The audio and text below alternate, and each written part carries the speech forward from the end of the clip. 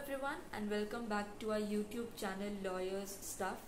Myself Anmol Motwani and आज हम supreme court के एक लैंडमार्क जजमेंट के बारे में डिस्कस करेंगे। इस केस का नाम है Gautam Navlakha versus national investigation agency. इसका जजमेंट 2021 में ही सुप्रीम कोर्ट ने दिया। सो लेट्स सी कि इसमें जो हाउस अरेस्ट का कॉन्सेप्ट है ये क्या कॉन्सेप्ट है।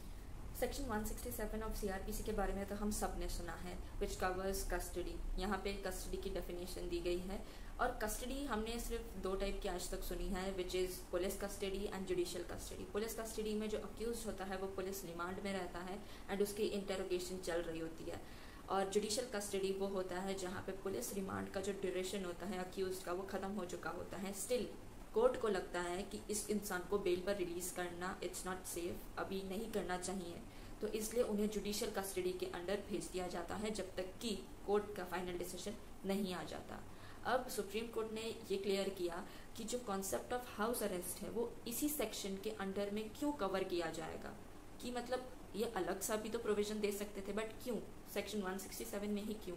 तो ये क्लियर करते हुए सुप्रीम कोर्ट ने अपने जजमेंट में कहा कि जो इंग्रेडिएंट्स ऑफ सेक्शन 167 है कस्टडी का, वो मैच करता है इंग्रेडिएंट्स ऑफ हाउस अरेस्ट के साथ। जब दो इंग्रेडिएंट्स मैच हो रहे हैं तो हाउस अरेस्ट का जो कॉन्सेप्ट है, this type of custody will be covered under section 167 of CrPC. ये उन्होंने क्लियर पहले ही कर दिया।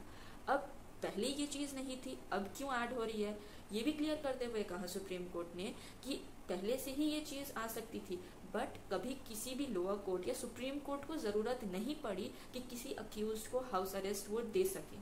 वो ऐसा केस, ऐसा कोई कंडीशन आज तक आया ही नहीं था जिसकी वजह से ये कॉन्सेप्ट भी नहीं आया।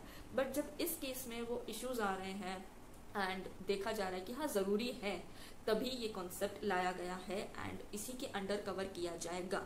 एंड सुप्रीम कोर्ट ने लोअर कोर्ट्स को भी, लोअर अदालत को भी ये पावर दे दी है एंड उन्हें बोल दिया है कि इन अप्रोप्रिएट केसेस आप क्राइटेरिया देख के, सिचुएशन एंड इश्यूज देख के, फैक्ट्स देख के, if the court thinks then आप अक्यूज को हाउस अरेस्ट दे सकते हैं।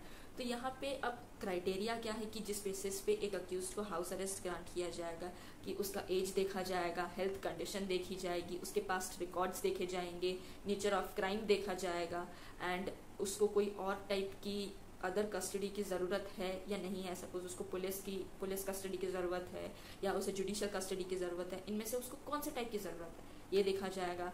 And ability to enforce the term of house arrest, मतलब ऐसे कंडीशंस जो कि बहुत इजीली हाउस अरेस्ट का एनफोर्समेंट हो जाए, कोई किसी को तकलीफ ना हो। तो ये चीज़ भी वो क्लियर करते हुए ये क्राइटेरिया दे देते हैं। अब इस जजमेंट जब दे रहे थे, जब ये केस आया, अब कोविड पैंडेमिक का टाइम चल रहा है, तो उस वजह से इश्यूज आने लगे कि इंडिया के जो प्रिजन्स हैं वो ओवर क्राउडेड हो रहे हैं एंड बहुत लोग प्रिजन्स में भरते जा रहे हैं एंड जो मेंटेनेंस कॉस्ट है जो प्रिजन का सालाना हो जा रहा है 6,818 करोड़। तो इतना खर्चा 6,818 करोड़ गवर्नमेंट खर्च कर रही है सिर्फ मेंटेनेंस ऑफ इंडियन प्रिजन्स के लिए।